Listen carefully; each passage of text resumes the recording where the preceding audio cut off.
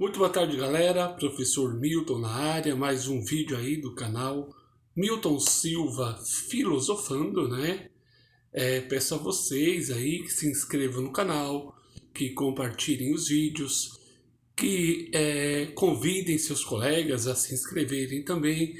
Isso é muito importante. Hoje vou fazer um vídeo aí sobre o nosso governo e sobre a questão aí do nosso déspota inesclarecível, né? Lá no século XIV, XV, nós tínhamos os déspotas esclarecidos. Hoje nós temos um déspota no poder que não tem esclarecimento.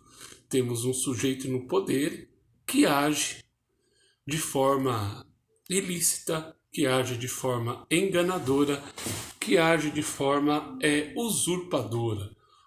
Utiliza do poder para atender os seus amigos, para atender a sua claque política, para atender aqueles que pensam como ele, para agradar os retrógrados, os conservadores extremistas que infelizmente existem em nosso país, né?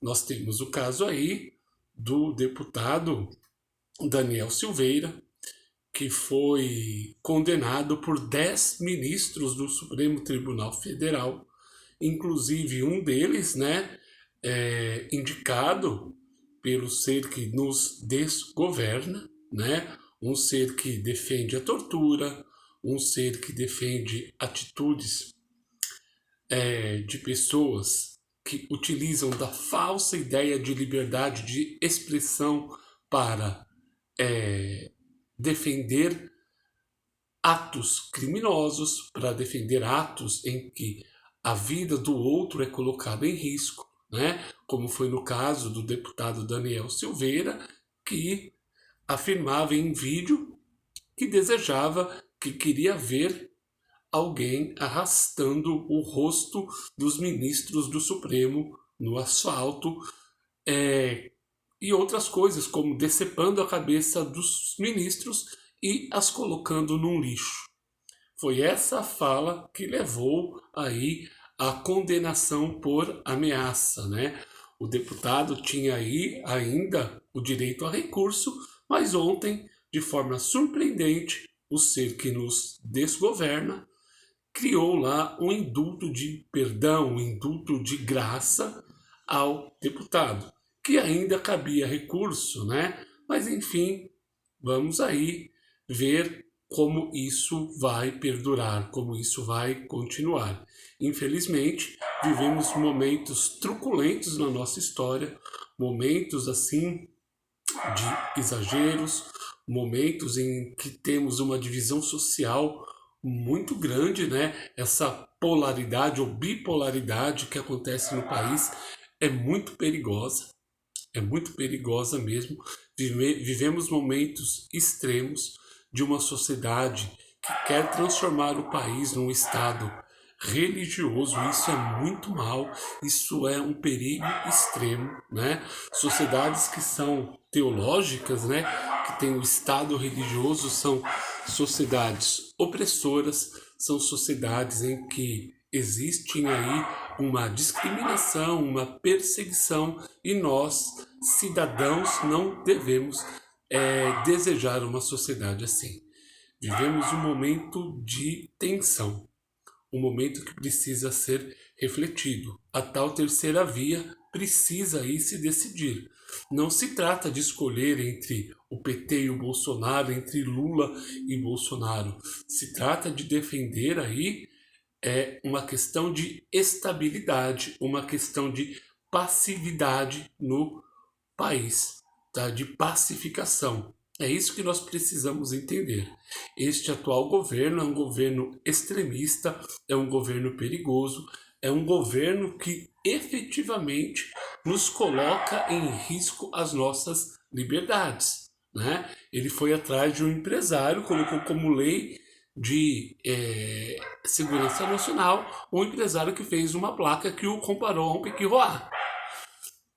Ok? Nós temos um governo aí que fala tanto de liberdade de expressão que persegue jornalistas que o criticam.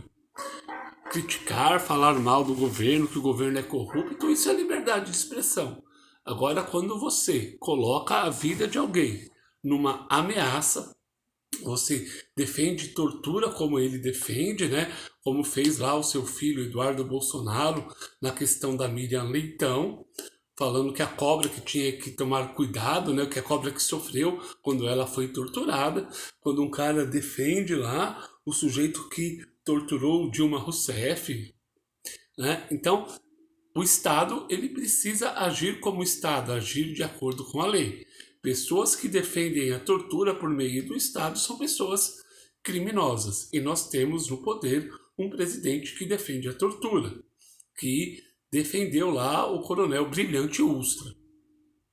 Né? Imaginem o que aconteceria com o tal deputado aí, Daniel Silveira, se ele falasse o que falou na época do regime militar. Se teria a tal liberdade de expressão defendida aí pelo nosso ser que nos despreside, pelo ser que colocou o país com inflação de 2 dígitos, onde as pessoas estão passando fome de uma maneira assustadora, de um ser que agiu como agiu durante a pandemia. Tudo isso a gente precisa colocar em pauta, tá? Precisamos refletir. Não se trata de discutir entre o bem e o mal, entre PT e Bolsonaro, entre Lula e Bolsonaro, e sim do que é melhor para a estabilidade política do país.